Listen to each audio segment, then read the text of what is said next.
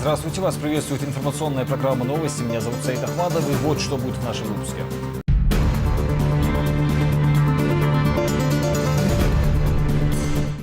Когда жизнь в руках водителя. В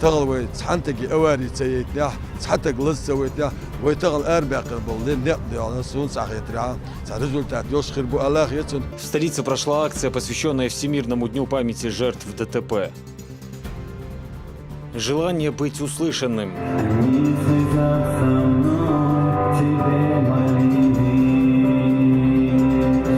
В Грозном прошел благотворительный парамузыкальный фестиваль для глухих и слабослышащих. Заслуженный тренер и основоположник чеченской школы вольной борьбы. Вот тот след, те традиции, которые заложены в свое время Деги Имрановичем, они сегодня живут в мире борьбы. В Грозном проходит турнир памяти Деги Багаева.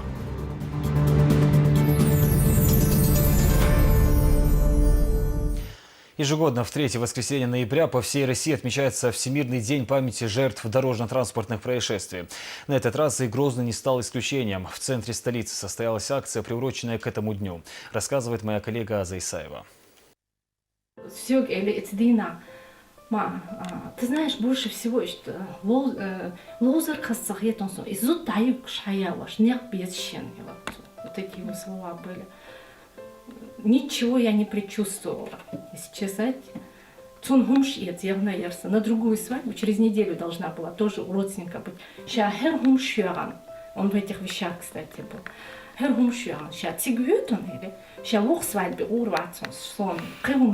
Лен костюм серый. Как бы его все пожелания для нас были.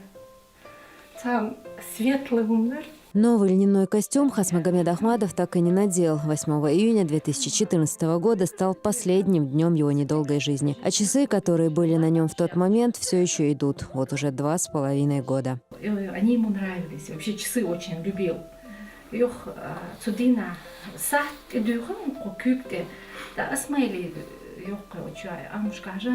Нормально все, мам, часы не подходят, или спортивный стиль, вот сон, да, асмай, его бюшай, мам, или хадукуш, мик что я. Вед воган,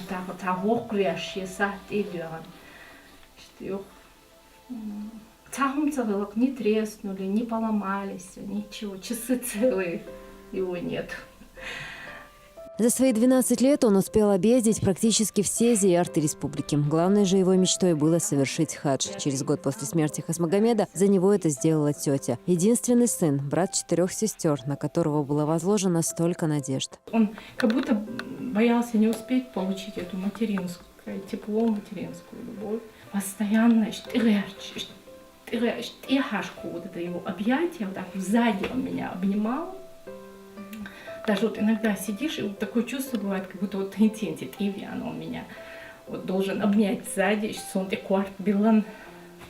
В этой семье не любят ездить в Аргун. Да и вообще все, что связано с машинами и дорогами, напоминает родителям о самой страшной боли в их жизни. Хасмагомед очень любил автомобили, мечтал о том, что отец когда-то купит Toyota Camry. По роковой случайности именно в этой иномарке, принадлежавшей соседу, мальчик и скончался в результате аварии. Их было 3 детей было в этой машине и 3 взрослых. Вот. Навстречу мужчин выскочит день Аргун, шюр не буквен масанна махар. Хил язином эрдовой, что оливай на хил язин чухвал еще отцоли. Хил язом, хил хардоис, конечно, она дехал чухятакис, она не с ними ехала совсем. Это YouTube чухаю или авария. Даже когда его вытащили, вот мащанчур арвяканчхайнаха, он говорит, вот я не знаю, со слов меня там не было, ну как люди, что квартал лето, судикушон, чаболчар, хашиш, и алабарт, и аркуни больницы, да, качин хвоис. محق بارت چابل چهر تعبی واتشون در دایت وانچه حوس هرش جوخ در دینین تعبی واتشون بیاخوا. Просто единственное, знаешь, действительно массарга алордер. Вот я всегда, если честно, из ДТП 95 я очень слежу за этим, за этой страничкой. И машина сейчас чах, педали сейчас итау, сейчас да где, что щей дюзла, цаны чудо, что он ойля харна, вот это вот чухалом дуез. Машина алил шел, чун ойля езел, хедсон. Там лерчдина в моей нашей семье ица давила из, а вот морально Томасу делал, а может это вот громкие слова, да, ну вот действительно пустота в этом. Он По данным ГИБДД, только с начала этого года на дорогах республики погибло 109 человек, 15 из них – дети. Помнить о том, какое горе может принести в чужие семьи несоблюдение правил дорожного движения, сегодня призывали и участники акции в центре столицы. Первым к собравшимся обратился муфти Чечни. В своем выступлении Салах Межиев призвал всех быть бдительными на дорогах.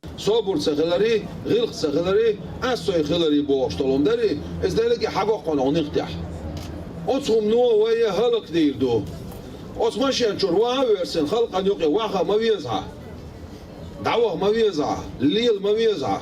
Организаторы понимают, что проведением одних лишь акций проблему не решить, но надеются, что чем больше людей будет видеть и слышать о важности соблюдения правил дорожного движения, тем выше вероятность сохранения жизни его участников.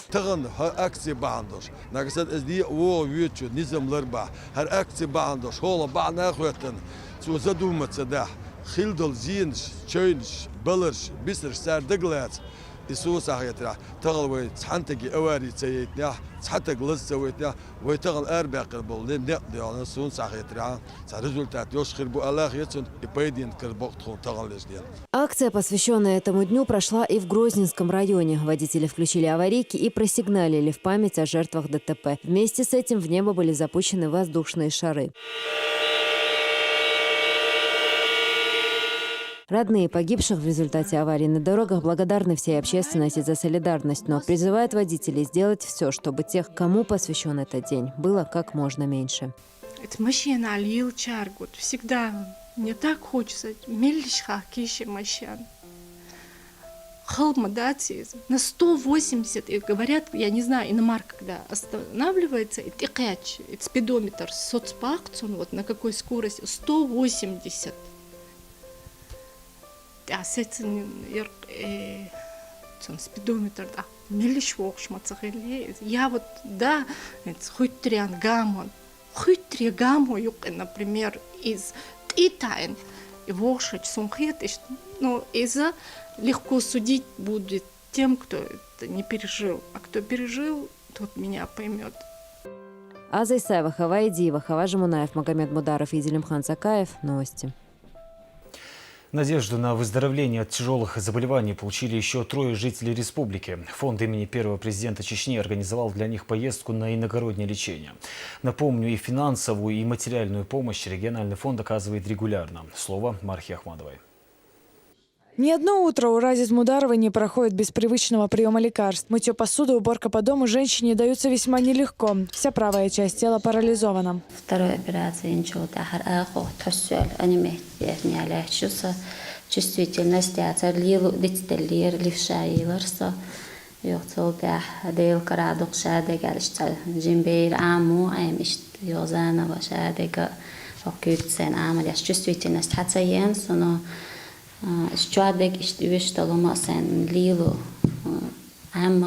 у нее позади уже 4 операции. Врачи говорят, что нужно пройти лучевую терапию, после чего будет проведено рентгенологическое исследование кровеносных сосудов. Все эти услуги оказывает клиника из Санкт-Петербурга. Деньги на поездку и лечение выделил региональный общественный фонд имени Ахмата Хаджи Кадырова.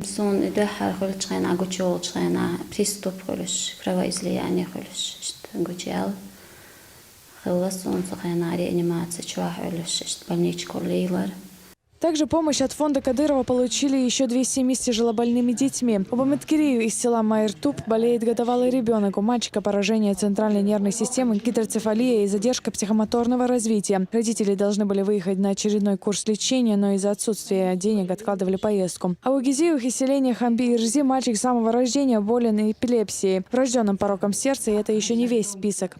Аж обратиться в фонд мог шпештать, а и мать рамзанса, а что ж мы выделить? Да, мать, что хаю.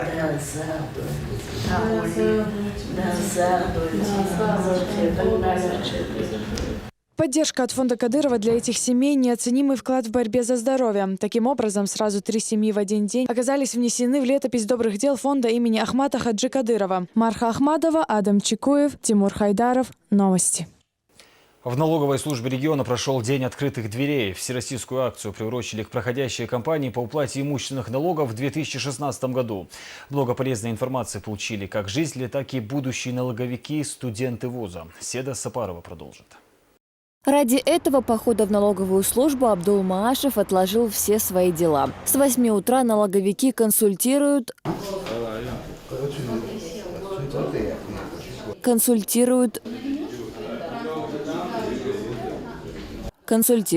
налоги на имущество, землю, транспорт, а также порядок их начисления для многих граждан теперь перестанут быть просто сложно сочиненными понятиями.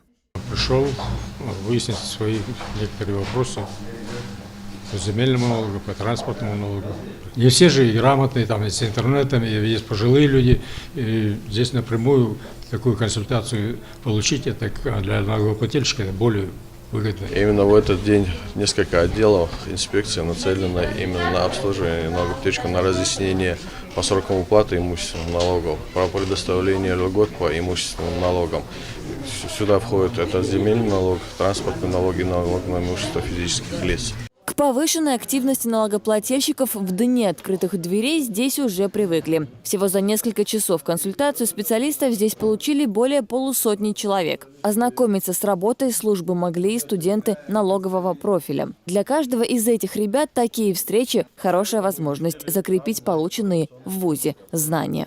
Мы еще на первом курсе были в гостях в налоговой инспекции в день открытых дверей. Так как в университете мы изучаем именно теорию по налогам и налогообложению, то такие встречи, я считаю, что очень полезны, и мы можем задавать интересующие нас вопросы непосредственно у самих работников налоговой инспекции. В рамках акции для студентов провели экскурсию. Специалисты подробно рассказали о декларировании доходов, электронных сервисах службы, а также порядке начисления налогов. После чего ребята встретились с исполняющим обязанности руководителя межрайонной инспекции номер 1. Хаважа Таймасханов рассказал своим будущим коллегам о работе инспекции. Налоговая служба вот уже много лет является базой для прохождения студенческой практики, что способствует формированию кадрового резерва. К нам на практику приходят ребята, бывают очень смышленые, очень умные, старательные ребята, и мы по мере возможности стараемся с ними поддерживать связи и принимаем их на работу. Каждому посетителю в эти дни предлагали подключиться к личному кабинету налогоплательщика, самому удобному на сегодняшний день способу отслеживания начисления налогов, а также их оплаты.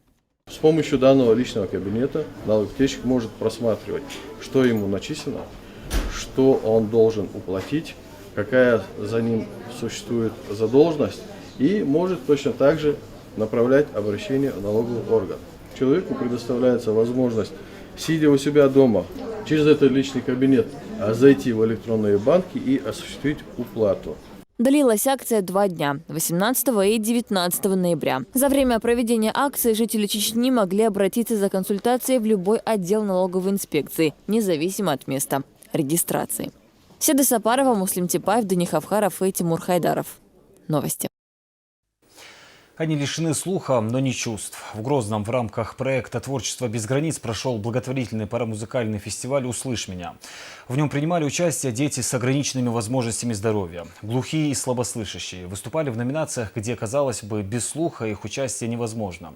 Уникальные дети из Чечни, Ингушетии, Дагестана, Ставрополя и Москвы собрались сегодня в театрально-концертном зале Грозного. Продолжит Хавайдиева. Для того, чтобы подготовиться к этому мероприятию, детишкам пришлось не только репетировать, но и усердно заниматься с логопедами и сурдопереводчиками. Парамузыкальный фестиваль объединил участников со всего округа. Все они представили номера в разных номинациях. Организатором выступила организация «Интерактив». Именно глухонемые дети, люди с ограничением по слуху и по разговорной речи, им все-таки сложно до нас донести что-то. Когда я сказала, что мы специально будем делать для них фестиваль, у детей появился такой стимул. Поддержать маленьких участников приехали известные артисты и общественные деятели из Москвы, Чечни, Дагестана и Ставропольского края. Одним из них является музыкант Владимир Брылев, который не впервые посетил Грозный. Дети готовы более чем на 200%, потому что самая главная задача – это запустить социализацию, запустить внутреннее «я», стремление к жизни. То есть наша задача была не столько научить петь, сколько научить думать и думать успешно. Музыканты, которые не слышат нот, но чувствуют вибрацию, когда звучит мелодия, сегодня выступили с несколькими номерами. Жестовая группа «Ир» состоит из 6 участников, однако им обязательно нужен сурдопереводчик. Он как путеводитель в мире звуков. Я перевожу на жесты слова музыки. Слова этой песни перевожу на жесты. И каждый жест, он сопровождается, если быстрая песня, быстрые жесты, если медленная, то медленная. И, конечно, там передаются эмоции. Все участники фестиваля получили дипломы, а закончилось все коллективным исполнением символичной песни «И они лишние».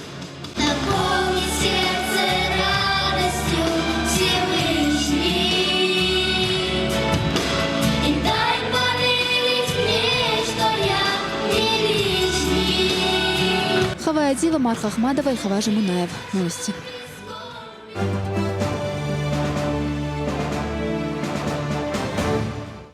Юноши из рода Кадыровых проходят горнолыжную подготовку в Челябинской области. Лучшие инструкторы работают с молодыми бойцами над выработкой выносливости в условиях минусовой температуры. Кроме этого, они осваивают технику лыжного спорта. Рамзан Керимов расскажет, как проходит учебно-тренировочный курс. С начала этой недели юноши находятся на сборах в горнолыжном комплексе «Солнечная долина». День запланирован по строгому режиму. Подъем в 6 утра и сразу зарядка, завтрак в 7, после чего первая тренировка. Ребята отмечают, что такая подготовка очень необходима. Все очень нравится. Атмосфера замечательная, на лыжах нравится всем кататься. Это, оказывается, очень увлекательно и интересно. Первый раз в жизни встал на лыжи 4 дня назад. Сейчас все получается очень хорошо. Вчера Данил Васильевич даже похвалил меня, у нас были экзамены. Молодые бойцы здесь учатся технике горнолыжного спуска, но помимо этого ребята проводят и комплексную физическую тренировку, что помогает избежать травмы. Также есть и теоретический курс по обеспечению безопасности охраняемого лица. Ребята пишут, стараются и задают очень правильные вопросы по данной сложной теме, поскольку тема очень разносторонняя и включает в себя различные аспекты. В том числе и тактику, общие знания, общие положения об охране. Как в целом, так и охране конкретного охраняемого лица. Всего в город Миас приехали 28 молодых людей. С ними 5 инструкторов Международного учебного центра сил специального назначения. Наставники отмечают, ребята хорошо осваивают программу тренировок.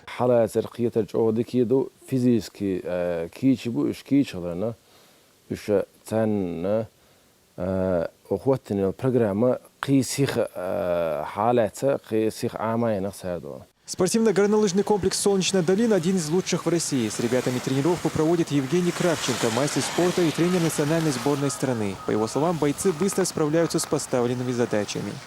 Мы работаем на технику, чтобы в дальнейшем увеличивать скорости прохождения трассы, не боясь убираем всю связанную с трассой, так как этот спорт очень травмоопасный, но достаточно красивый и полезный. Если в первый день тренировок ребята учились, как правильно стоять на лыжах, то сегодня уже отрабатывают технику выполнения сложных поворотов. Помощник Рамзана Кадырова по силовому блоку Даниил Мартынов следит за ходом тренировок и сам делится навыками горнолыжной подготовки. Подводя итоги дня, молодые люди готовятся к контрольному спуску.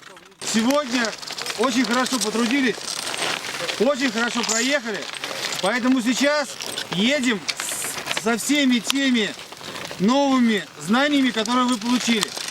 Сейчас едем от начала до конца, без остановок. Условие такое. Соблюдаем дистанцию, едем как в кортеже. Не приближаемся, но и не отдаляемся друг от друга. Едем, продавливаем лыжи в каждом повороте. Стараемся ехать полностью на контакт, от начала до конца.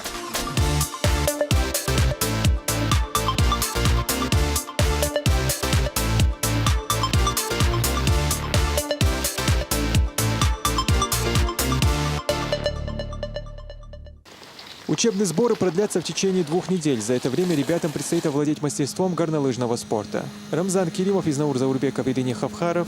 Новости. В Грозном прошел турнир по вольной борьбе памяти Деги Багаева. Это заслуженный тренер мира и основоположник чеченской школы вольной борьбы. Во всероссийском турнире приняли участие около 250 борцов с разных регионов страны. Все подробности у Изнаура Заурбекова. Это небольшой уголок памяти Деги Багаева в его родном доме. Здесь лишь маленькая часть наград, так как большинство медалей и дипломов раздали в музее. А на телефоне фото, сделанное в день трагедии. Здесь именитый тренер встречается с первым президентом Калмыкии Кирсаном Илюмжиновым. Зелимхан вырос среди именитых борцов России, которые часто приходили к ним в гости. Когда были такие великие борцы, как Белоглазовые братья, Асламбек Бисултанов, Хасан Арцуев, Салман Хасимиков, Сослан Андиев, Арсен Фадзаев. Я вырос с ними на сборах постоянно. Отец всегда брал меня с собой. Я знаю многих из них, очень, они меня знают близко. И я всегда наблюдал за ними и смотрел, потому что для меня это было очень интересно. К нему на тренировке я приходил, смотрел, но занимался я у других тренеров только потому, что ему было неудобно, чтобы люди не сказали, что он много своему сыну время уделяет. И мне приходилось ходить к другим тренерам. Деги Багаев был советником Ахмата Хаджи Кадырова. В период с 86 по 88 годы тренировал сборную Ирака и получил за это награду из рук Саддама Хусейна. Внук тоже занимается борьбой и часто любуется достижениями своего дедушки. Среди наград есть и копия диплома заслуженного тренера мира по вольной борьбе с порядковым номером 1. Деги является первым человеком, который получил такое звание. Для меня он был московским тренером. Он меня вез на свою тренировку, чтобы я занимался. Кем ты хочешь стать? Кем ты собираешься стать? Ты говорил нам. Я собираюсь стать чемпионом олимпийским. Деги Багаева можно назвать отцом спортивной борьбы Чеченской Республики. Воспитал множество именитых борцов, которые выступали на соревнованиях мирового уровня. Один из них – Асламбек Бисултанов, первый чеченец, завоевавший золото на Олимпиаде. В его честь названа улица, на которой находится дом Багаевых. После высылки отец вернулся домой, он очень болел за свой народ и начал внедрять вольную борьбу в Чечне. Собирал детей с улиц, воспитывал в них характер. Как он говорил, прежде всего, он пытался сделать из них людей. И вот результатом первый чемпион мира наш Асламбек Бисултанов, эта улица названа в честь него, и многие другие. Это дало свои плоды, свою культуру воспитало в нашей республике и в России в целом. Памяти великого тренера посвятили и всероссийский турнир по вольной борьбе. Он прошел во дворце спорткомплекса «Олимпийск». Мероприятие началось с исполнения гимнов России и Чечни. С приветственным словом перед собравшимися выступил советник главы региона, депутат Государственной Думы и почетный президент Федерации спортивной борьбы республики Адам Делимханов. Деги Имрановича Багаева мы все знали еще с детских лет. Мы все его помним все его заслуги в борьбе, воспитании тогда еще нашей молодежи и сегодняшней молодежи, потому что на тех основах, которые заложил Деги Имранович, сегодня воспитываются многие, не только в Чеченской Республике, и в целом России и в мире борцы. Хочу также вам всем передать большое приветствие, салам алейкум, от главы Чеченской Республики Рамзана Ахматовича Кадырова. Мы все знаем, как в тяжелые времена для чеченского народа Ахмат Хаджи Кадыров взял на себя ответственность за народ, за республику и в том числе за все направления, начиная от здравоохранения, культуры, образования, спорта в том числе. Сегодня в новейшей истории республики мы знаем, как глубоко уважаемый Рамзан Ахматович Кадыров, герой России, какое большое внимание уделяет спорту.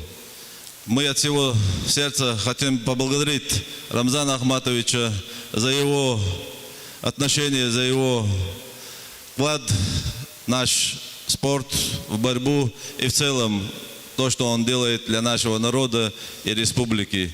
Турнир собрал больше 250 бойцов из разных уголков России. Почетными гостями являются именитые спортсмены, ветераны борьбы, которые тренировались с Деги Багаевым. Деги Багаев нам относился как тренер, как отец.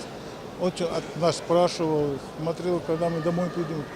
Можно сказать, что второй отец был. Деги Багаева, вольная борьба в Чечении, Ингушетии, на Северном Кавказе, это связано с Деги Багаевым. Ну, все то, что я добился, благодаря этому человеку, я ему по жизни благодарен. Если говорить о нем коротко, для меня это просто. Он был очень целеустремленным, волевым человеком. И он поставил целью своей Чеченской Республики поднять борьбу на самый высокий уровень. И сегодня можно сказать, что это ему удалось.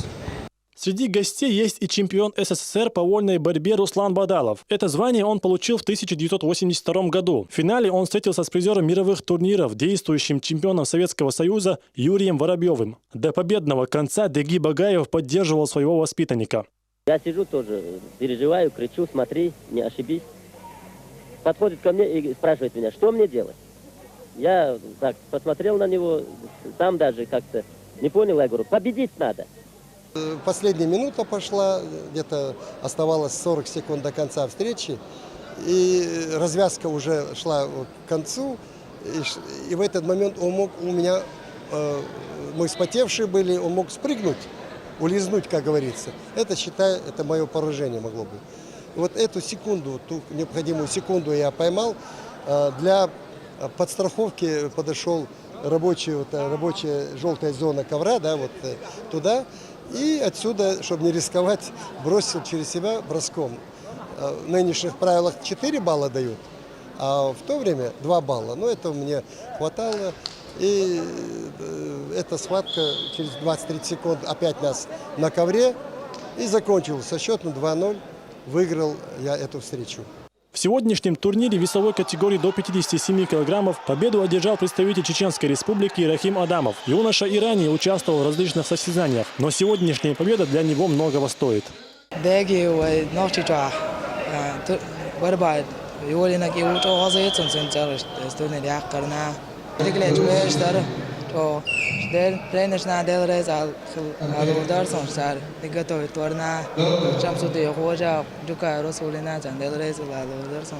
В весовой категории до 65 килограммов все места пьедестала заняли представители Братской Республики Дагестан. В категории до 74 килограммов золотую медаль также получил дагестанский борец Адам Хасиев. Ахмед Батаев сумел завоевать золото в весе до 97 килограммов.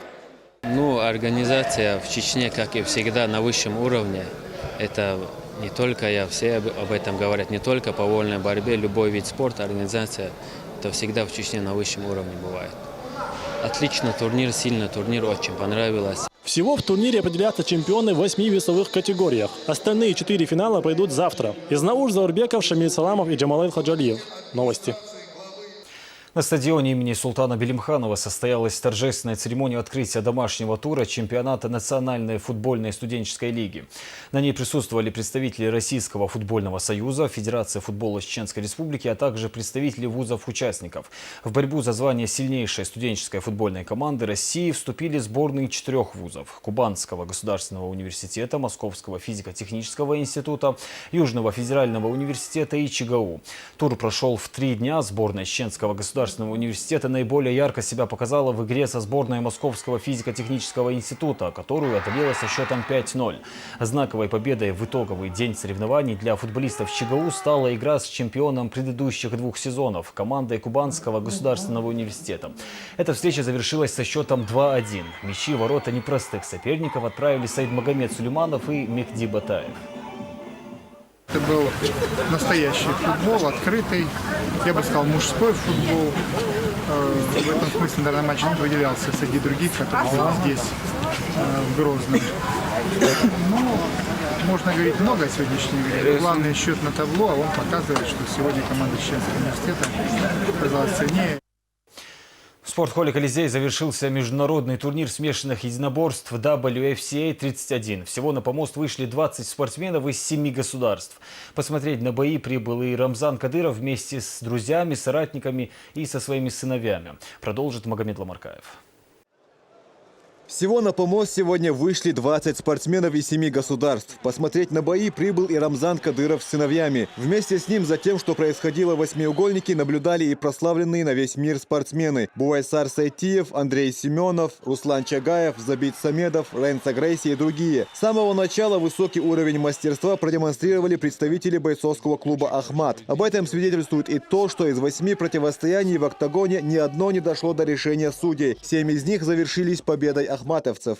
Нос, это уже точно. И, посмотрите, постоянно открывает. О, верхушечка в голову! Также для всех любителей миксфайта 2 легенды ММА сошлись в супербое вечера. Бывший чемпион UFC Рико Родригес и один из лучших финишеров, чей девиз на ринге «Убить или быть убитым» Гилберт Айвел встретились в супертяжелом весе. В этой схватке в первой же 5-минутке точку поставил Айвел.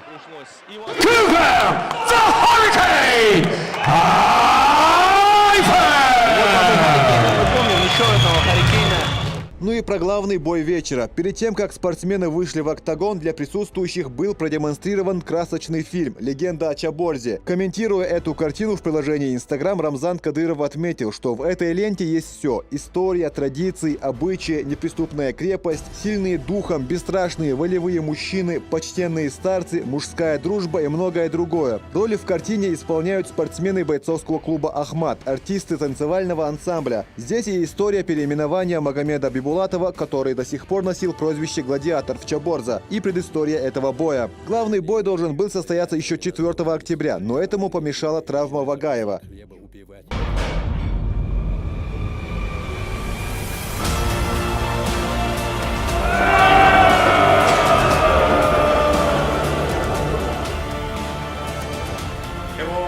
В предстоящем ожесточенном бою вы покажете свою силу и смелость. Затем в октагон вышли все обладатели поясов Лиги Ахмат, за исключением Магомеда Анкалаева, который находится на сборах. Пояс, за который сегодня боролись в главном бою вечера, вынесли 3-кратный олимпийский чемпион Буайсар Сайтиев, ветеран ММА Ренца Грейси и боец UFC Абдулкерим Эдилов. Именитые гости турнира отмечают, что за короткий срок Лига WFCA зарекомендовала себя как одного из самых ярких промоушенов по смешанным единоборствам в мире. Этот пояс очень важен для каждого находящегося здесь, и не только для находящихся здесь. Этот пояс важен для всех жителей нашей республики, потому что он носит имя достойнейшего сына нашего народа, человека, который не пожалел свою жизнь, отдал ее ради того, чтобы на нашей земле был мир, чтобы мы могли добиваться побед не на полях войны, а на полях спортивных сражений. Этот пояс носит имя великого Ахмата Хаджи Кадырова.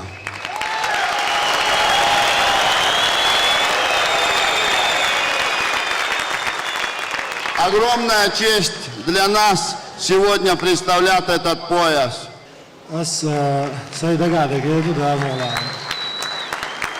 Poisa وين سرع شمالر وقر يسرت عمدال فيمر زيو استقلع أولش لا يا معمدال اشتيسيوش بويس دو حرقوما وقر خلبات بيان شناد بيجي بالشين تيلات أراوال وقوما برخت وياخن خلو عمد عجي ترخ داقيش دوتن دا غازت غوبا دوتن ترخ بويس دور خدا دو پوش و خاص عبوخ بوش سهمیانه نمیانه بوش پوش دوش بوخ بوش میچ علا یشوش تیوش پوش دو دادی عبرت دیور لبول مستو سپورتسمنی اوگراسه مسیر میشتای اوقدام ولا. When I was a little kid, my father always told me stories about the Chechen people, how strong they were, and by coming here, I had a chance to confirm that. Beautiful, strong people, and thank you to our president for bringing me over. So I had an opportunity on this lifetime to see such a beautiful, strong people together. Грейси говорит, что его дети также занимаются смешанными единоборствами, и он счастлив оказаться здесь, в Чеченской Республике. Удивительно красивый и гостеприимный народ, и он благодарен главе Чеченской Республики Рамзану Кадырову за приглашение и потрясающий день. И теперь все внимание на помост. За последний вакантный пояс лиги WFCA в октагон вышли два представителя бойцовского клуба «Ахмат» – Беслан Ушуков и Абубакар Вагаев. Самый длинный не только по регламенту, но и по продолжительности. Сегодня бой держал в напряжении как зрителей, которые присутствовали в зале, так и любителей ММА, которые смотрели турнир в прямом эфире телеканала «Грозный». Противостояние практически полностью прошло в стойке. Соперники нанесли друг другу множество ударов. Отступать никто не собирался. Судьбу противостояния решил один точный удар Беслана Ушукова. Беслан «Тигр» Ушуков становится чемпионом мировой лиги «Ахмат» на весовой дивизион 77,1. Поздравляем его с этим успехом, по-настоящему грандиозным успехом для карьеры этого спортсмена. У него в рекорде, профессиональном рекорде становится 14 побед и всего лишь 2 поражения. И такая яркая победа нокаутом в 4-м раунде. Bakar Sabрахту Саоша Удалмула. Хойши Далмула. Изначально Аллау. Хойшини в финале. Валла Лиан Хунлиан. Хар пояс Удауютер Долждас Далмула. Хохилчар Хойшин Гадюсер Долждер. Осавашон Далмула. Хохилля. Хойши Мала Али. Аллаху Акбар.